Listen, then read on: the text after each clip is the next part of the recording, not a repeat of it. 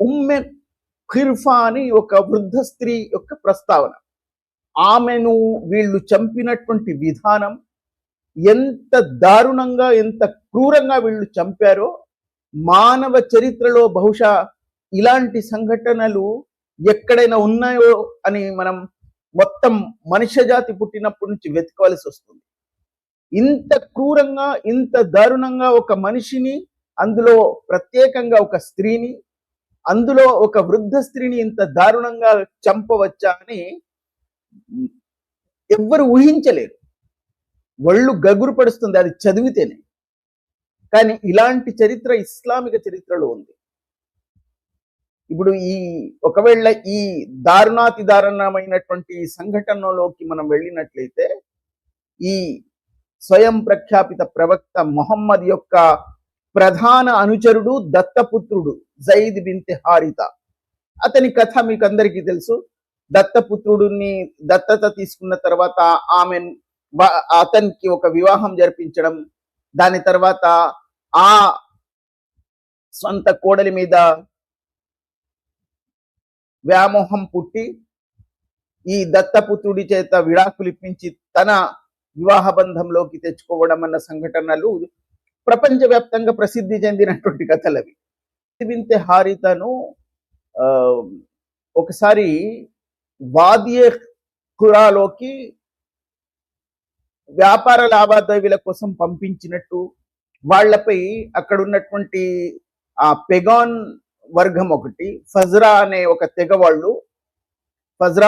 ఒక తెగవాళ్ళు వాళ్లపై దాడి చేసి వీళ్ళ యొక్క ఆ సొత్తును దోచుకున్నట్టుగా వీళ్ళు ఒక కథ రాసుకున్నారు. అది ఎంతవరకు నిజము అన్నది ఎవరు నిర్ధారించలేరు. ఎందుకంటే ఏకపక్షంగా రాయబడినటువంటి చరిత్ర ఇది. వీళ్ళ దారుణాలను, వీళ్ళ క్రూర కృత్యాలను, వీళ్ళ దోపిడీలను, వీళ్ళ దాడులను సమర్థించుకోవడానికి వాళ్ళు మా మీద ముందు దాడి చేశారు కాబట్టి మేము ప్రతిదాడిగా ఇది చేశామని సమర్థించుకోవడానికి వీళ్ళు ఇలాంటి కాకమ్మ కథలు అల్లారన్నది మన దగ్గర ఎల్కేజీ స్టూడెంట్లకు కూడా, విద్యార్థులకు సైతం అది అర్థమవుతుంది. అది పక్కన పెట్టద్దాం.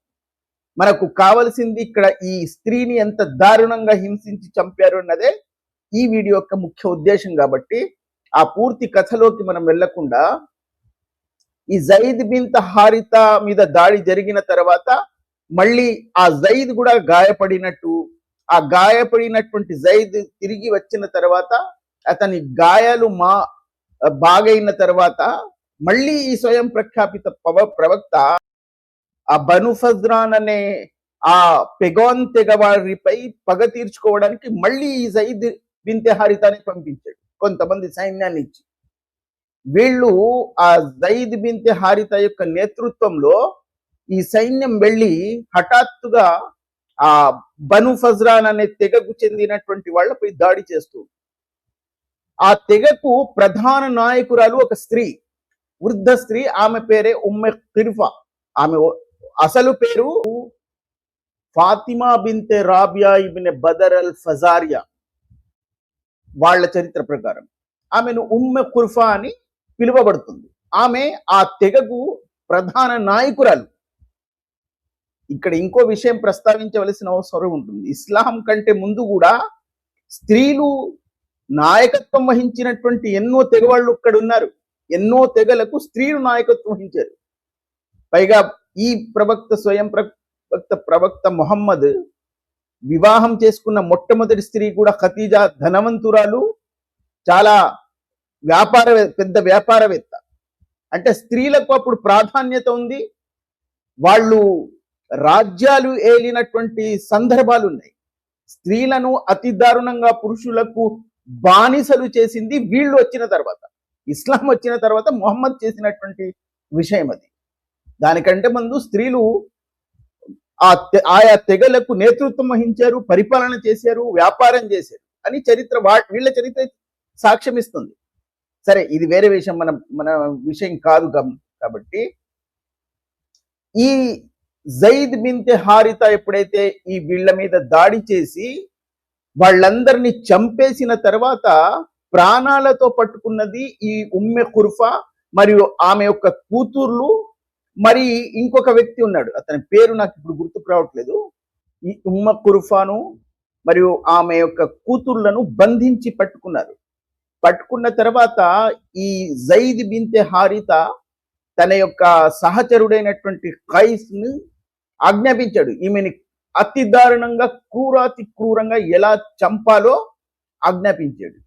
ఆజ్ఞాపించిన తర్వాత వాడు ఈ స్త్రీ యొక్క 2 కాళ్లకు తాళ్లు కట్టి, 2 వైపులా తాళ్లు కట్టి, ఆ 2 తాళ్లను 2 ఒంటెలకు కట్టి, ఆ 2 ఒంటెలను ఎదురు దిశలో పరిగెత్తించారు. ఆ ఎదురు దిశలో పరిగెత్తించినప్పుడు ఆ వృద్ధ స్త్రీ యొక్క శరీరం 2గా చీలిపోయి ఆమె యొక్క హాహాకారాలు, అతి దారుణమైనటువంటి ఈ చర్య బహుశా ప్రపంచ చరిత్రలో ఇంత దారుణంగా ఎవరు చంపారా అని మనం భూతద్దం పట్టి వెతికినా కూడా బహుశా దొరకదేమో. ఒక స్త్రీని, అందులో వృద్ధ స్త్రీని, ఆమె శరీరాన్ని 2 భాగాలుగా చేసి, అది కూడా 2 ఒంటెలకు కట్టి ఎదురు దిశలో ఆ 2 ఒంటెలను పరిగెత్తించి ఆమె శరీరాన్ని 2గా చీల్చివేసి చంపడం అన్న ఈ ఆలోచనే శరీరాన్ని గగురుపరుస్తుంది. మరి ఇంత దారుణంగా పగ తీర్చుకోవడానికి వాళ్ళు చేసిన పాపం ఏమిటంటే, వీళ్ళ వాదన ప్రకారం వీళ్ళ యొక్క వస్తువులను వాళ్ళు దాడి చేసి దోచుకున్నారు అన్నది వీళ్ళ యొక్క అభియోగం. అది వీళ్ళ అభియోగం. మరి వీళ్ళు ఎన్నో యూద గోత్ర వర్గాలపై, అరబ్బు గోత్ర వర్గాలపై దాడులు చేసి లక్షలాది మందిని దోచుకున్నారు. మరి వాళ్ళు కూడా వీళ్ళని ఇదే విధంగా చంపాలి కదా, వీళ్ళ న్యాయం ప్రకారం. కానీ వీళ్ళెవరిని చంపలేదు. ఒక మనిషిని ఇంత దారుణంగా హింసించి చంపవచ్చు అని బహుశా చరిత్రలో ఇదొక పెద్ద ఉదాహరణగా నిలిచిపోతూ ఉంటుంది. పైగా ఖురాన్లో కూడా ఒక వచనం ద్వారా ఒక మనిషిని ఎంత దారుణంగా చంపవచ్చో వర్ణించబడింది. ఎవరైతే అల్లాహుతో మరియు తమ యొక్క ప్రవక్తలను ఎదిరిస్తారో, వాళ్ళను అంగీకరించరో, వాళ్ళ మీద విశ్వాసం ఉంచరో, వాళ్లను ఉరికమ్మం ఎక్కించాలి, లేదా వారి యొక్క చేతులు కాళ్ళు ఎదురు దిశలో నరికివేయాలి. ఇంత క్రూరమైనటువంటి బోధనలను సూచిస్తున్నటువంటి ఈ పుస్తకం ప్రపంచానికి నైతిక విలువలను, ధార్మికతను నేర్పడానికి వచ్చిందని వీళ్ళు ప్రచారం చేస్తూ ఉంటారు.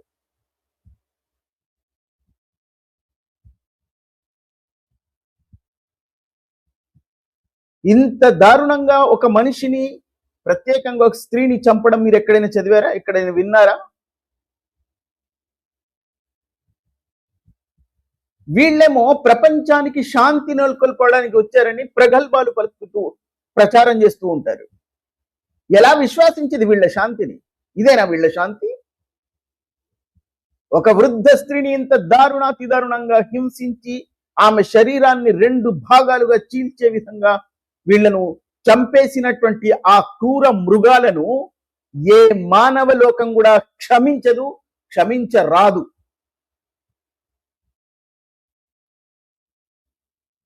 కానీ దురదృష్టవశాత్తు వాళ్లే ఇప్పుడు ప్రపంచానికి దిశానిర్దేశం చేసేవాళ్లుగా ప్రఖ్యాతి చెందారు.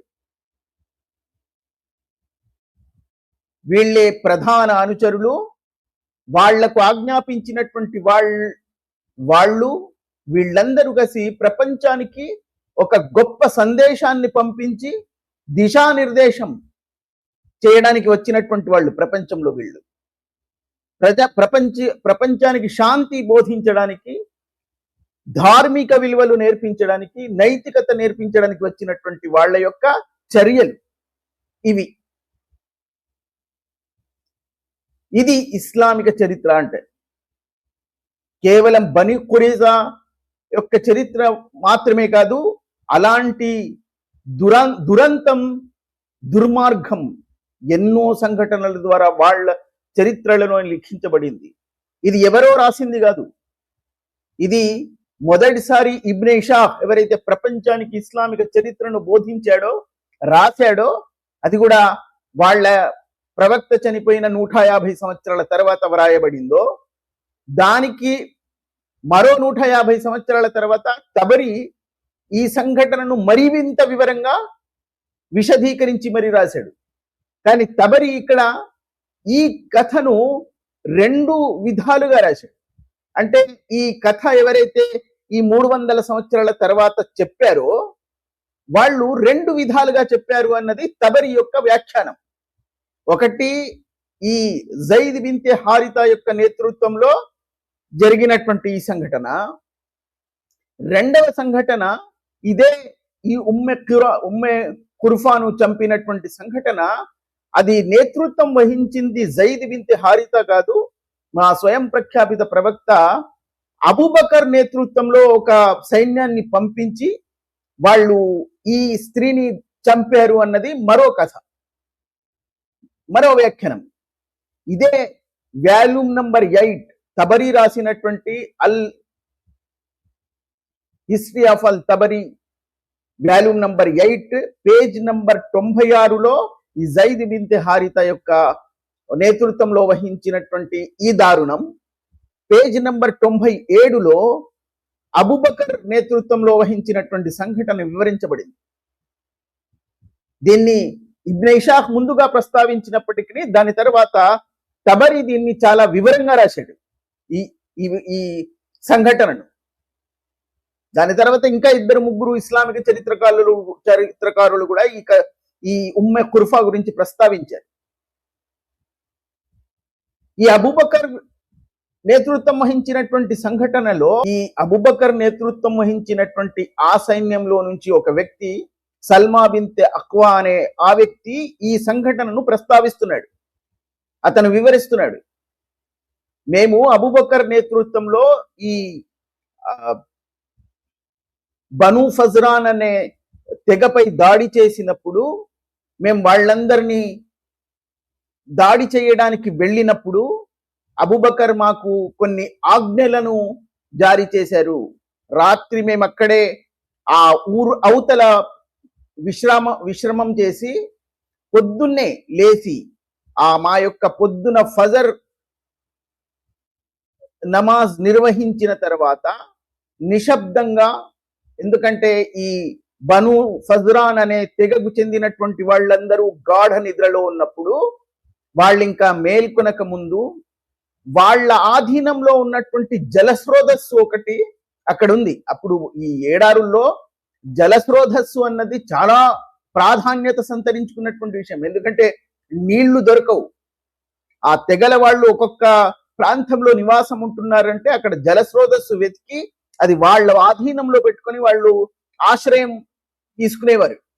కాబట్టి ఈ బను ఫజ్రాన్ అనే పెగాన్ తెగ వాళ్ళు వాళ్లకు సంబంధించినటువంటి ఒక పెద్ద జలస్రోతస్సు అక్కడ ఉందని వీళ్ళు కనిపెట్టి ముందు మనం దాన్ని ఆక్రమించుకుందామని అబూబకర్ వాళ్లకు ఆజ్ఞాపించాడు. ఇప్పుడు పట్టపగలు వెళ్తే వాళ్ళు కూడా ధైర్యంగా మనల్ని ఎదుర్కోవచ్చు, మన ప్రాణాలు కూడా పోవచ్చు. కాబట్టి వాళ్ళు గాఢ నిద్రలో ఉన్నప్పుడు వెళ్ళి వాళ్ళందరినీ చంపి మనం ఆ జలస్రోతస్సును ముందుగా మన ఆధీనంలోకి తెచ్చుకుందామని అబూబకర్ యొక్క ప్లాన్. కాబట్టి అబూబకర్ యొక్క ఈ విషయం ద్వారా ఆజ్ఞాపించినటువంటి ఆజ్ఞ వలన వాళ్ళు రాత్రి అక్కడ విశ్రమించి పొద్దునే వాళ్ళు నిద్ర నుంచి మేల్కొనక ముందు మేము వాళ్లపై దాడి చేసి ఆ జలస్రోతస్సు మొత్తం మా ఆధీనంలోకి తెచ్చుకొని వాళ్ళ పురుషులను స్త్రీలందరినీ హతమార్చాం. కానీ ఈ ఉమ్మె ఖుర్ఫా అనే స్త్రీని, ఆమె యొక్క కూతుర్లను మేము బంధించాం, ప్రాణాలతో బంధించి వాళ్ళని తీసుకొచ్చి ఆమె యొక్క కూతురు ఉమ్మె ఖుర్ఫాను అక్కడ చంపేశారు. జైద్ బిన్తే హారితా ఎలాగైతే చంపేశారు వీళ్ళు కూడా అలాగే చెప్పి ఉంటారు. కానీ ఆమె యొక్క కూతుర్లు వయసులో ఉన్నారు కాబట్టి వాళ్లను బంధించి ఇక్కడికి తీసుకొచ్చారు, మదీనాకు. స్వయం ప్రఖ్యాపిత ప్రవక్త వీళ్ళు నివాసం ఉంటున్నటువంటి ఆ నగరానికి తీసుకొచ్చారు. తీసుకొచ్చిన తర్వాత ఈ ఆమె యొక్క కూతుర్ని, ఈ ఉమ్మె ఖిర్ఫా అనే ఆ స్త్రీ యొక్క ఒక కూతుర్ని ఈ సంఘటన వివరిస్తున్నటువంటి సల్మా బిన్తె అక్వా అనేవాడు ఉంచుకున్నాడు. ఒకరోజు వాళ్ళు ఈ సల్మా బిన్తె అక్వా మదీనాకు వచ్చిన తర్వాత ఒకరోజు మార్కెట్లో నుంచి వెళ్తూ ఉంటే స్వయం ప్రఖ్యాపిత ప్రవక్త అతన్ని చూసి, ఓ ఉమ్మె ఖుర్ఫా, మీరు చాలా గొప్ప పని చేశారు, ఒక గొప్ప విజయాన్ని సాధించారు, కానీ ఆ ఒక స్త్రీని నువ్వు తీసుకొచ్చే ఉమ్మె ఖుర్ఫా యొక్క కూతుర్ని, ఆ స్త్రీని నాకు ఇచ్చేయి అని చెప్పాడు, అడిగాడంట. అప్పుడు ఈ సహచరుడు, ఓ ప్రవక్త, నేనే ఇంకా ఆమె వస్త్రాలను ఇంకా తొలగించలేదు, కాబట్టి నేను రేపిస్తాను అని బదులిచ్చాడు. ఎవరికి? స్వయం ప్రఖ్యాపిత ప్రవక్తకి. నేను ఇప్పుడిప్పుడే తెచ్చుకున్నాను ఆమెని, ఆమె వస్త్రాలను నేను ఇంకా తొలగించనే లేదు, కాబట్టి నేను రేపిస్తానన్నాడు. ఈ స్వయం ప్రఖ్యాపిత ప్రవక్త అలాగే వెళ్ళిపోయాడు. రేపు మళ్ళీ కలిసినప్పుడు మళ్ళీ అడిగాడు ఆ సహచరుడిని, అనుచరుడిని, నువ్వు ఈ రోజు ఇస్తానన్నావు కదా ఆమెని, ఇచ్చేయి అంటే ఒక వస్తువు అడిగినట్టు. అంటే ఎలాగో బానిసల్ని చేసి తెచ్చుకున్నారు కాబట్టి బానిసని అలా మార్చుకుంటూ ఉంటారు, అది వాళ్ళ యొక్క పద్ధతి. స్త్రీలను అలా పంచుకోవడం అన్నది వాళ్లకు సర్వసాధారణం కాబట్టి దాని మీద పెద్ద వ్యాఖ్యానం అవసరం లేదు మనకి. రెండవ రోజు కూడా అతను, ఆ సహచరుడు మళ్ళీ, అయ్యో ప్రవక్త, ఇప్పటికీ నేను ఆమె యొక్క వస్త్రాలను తొలగించనే లేదు అని చెప్పాడు. అయినా సరే నేను మీకు బహుకరిస్తున్నాను అని, ఇచ్చేశాను అని ఈ ప్రస్తావిస్తున్నాడు. నేను కాస్త సంస్కారవంతుణ్ణి, సంస్కారమైనటువంటి ఆ ఒక పెద్ద పారంపర్యం ఉన్నటువంటి హైందవ భూమిలో జన్మించాను గనుక ఆ వస్త్రాలు తొలగించాను అన్న పదాన్ని వాడాను తప్ప వాళ్ళు రాసుకున్నటువంటి అతి దారుణమైనటువంటి పదాలను నేను ఉపయోగించలేదు. అక్కడ కూడా ఇంగ్లీష్లో ఏం చెప్పాడు నేను మీకు అక్కడ చూపిస్తున్నాను ఆ పేజీలో, ఆ ఇంగ్లీష్ ట్రాన్స్లేషన్లో. వీళ్ళు మానవులకు మహోన్నతులుగా పేరుగాంచినటువంటి వాళ్ళు, మానవుల్లో మహోన్నతుడుగా ప్రసిద్ధి చెంది ఇప్పటికీ ప్రాచుర్యంలో ఉన్నటువంటి ఈ మహానుభావుడు తన అనుచరుడిని అక్కడి నుంచి వాళ్ళ అమ్మను అతి దారుణంగా చంపి ఆ స్త్రీలను బంధించి బానిసలుగా తెచ్చుకున్న తర్వాత ఆమె నాకివ్వమని అడుగుతున్నాడు. అతనేమో, ఆ అనుచరుడేమో, నేనింకా ఆమె యొక్క వస్త్రాలు నేనే ఇంకా తొలగించలేదు, రేపిస్తాను అంటున్నాడు. రేపు మళ్ళీ అడుగుతున్నాడు, నేను ఇంకా ఆమెని వస్త్రాలు తొలగించలేదు, అయినా సరే మీకోసం ఇచ్చేస్తున్నానని తను బహూకరిస్తున్నాడు. ఏం చరిత్ర, ఎంత పెద్ద గొప్ప సంస్కారం చూడండి. ఈ గొప్ప సంస్కారాన్ని ప్రపంచానికి వీళ్ళు బోధించడానికి వచ్చారు. ప్రతి దేశంలో కాలు మోపి అక్కడ ఈ సంస్కారం బోధించడానికి వీళ్ళు ప్రచారం చేసుకోవడానికి వచ్చి ప్రతి దేశంలో వీళ్ళు ప్రయాణాలు చేసి ఆక్రమించుకున్నారు. అంటే ఇలాంటి బోధనలు శాంతియుతంగా చేయలేరు కదా, ఎవరు అంగీకరిస్తారు? కాబట్టి దాడులు చేసి ఆక్రమించుకొని ఇలాంటి బోధనలు చేయగలుగుతారు, కాబట్టి ఆక్రమించుకున్నారు. మా బోధనలు ఇలా ఎవరికైనా చెప్తే ఎవరైనా అంగీకరిస్తారా? మానవత్వం ఏ కోశాన లేనటువంటి వాళ్ళు సైతం అంగీకరించారు.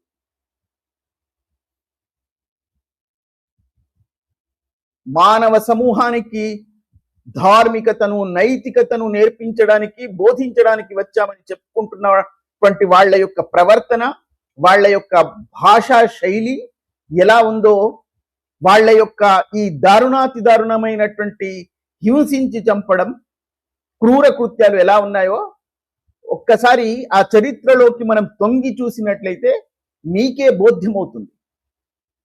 నిజంగా వీళ్ళు మానవులకు మహోన్నతులుగా, మానవుల్లో మహోన్నతుల, ప్రపంచానికి మానవిక విలువలు నేర్పించడానికి వచ్చినటువంటి వాళ్ళ, మానవిక విలువలు ధ్వంసం చేయడానికి వచ్చినటువంటి వాళ్ళ అన్నది మీరే నిర్ణయించుకోండి. మీ వివేకానికి, మీ తర్కానికే వదిలేస్తున్నాను.